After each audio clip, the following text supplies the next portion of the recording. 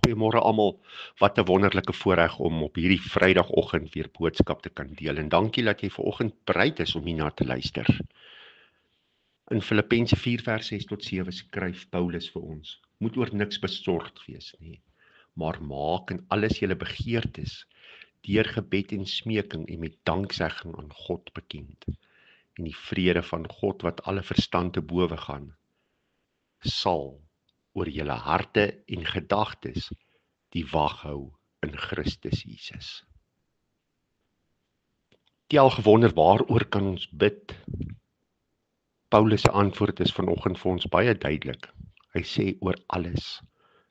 Niks is te klein of te gering wanneer dit by God kom nie. En terwyl ons hierdie woorde lees, moenie oor enige iets bekommerd wees nie. Mag dit vir ons voel asof die skrywer onsimpatiek teenoor enige probleme is wat ons in die gesig staar. Dink ek moet ons besef, dit is belangrik om daarop te let dat Paulus hierdie woorde geskryf het terwyl hy in tronk was. Hy het nie vir ons gesê om moenie bekommerd wees gelukkig ons mantra in die lewe te maak nie, om die realiteit van ons omstandighede te ignoreer of te minimaliseer. Ek dink dit sou nogal onverantwoordelik wees. Daar is egter 'n manier vir ons om God se vrede en krag te ervaar, te midde van ons bekommernisse en al die spanning, en daarom moedig Paulus ons vanoggend aan om ons versoeke aan God voor te lê.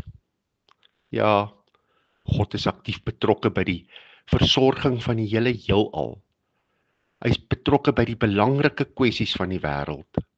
Maar ons hemelse Vader is net so betrokke by en besorg oor die besonderhede van sy kinders se lewens, oor ons werk, ons verhoudings, ons gevoelens, ons vrese en die alledaagse aktiwiteite.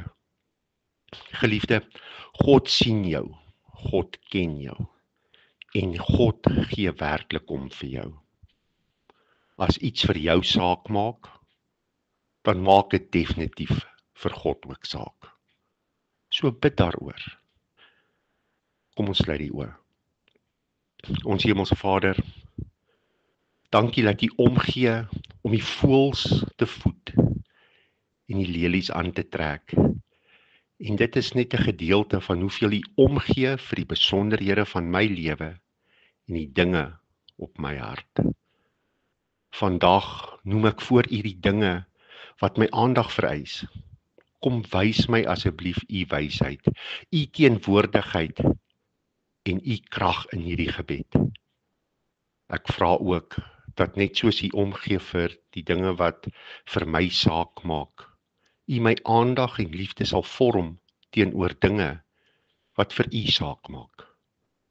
Mag U koninkryk op aarde kom, net soos in die hemel. Amen. Jy moet 'n wonderlike Vrydag beleef.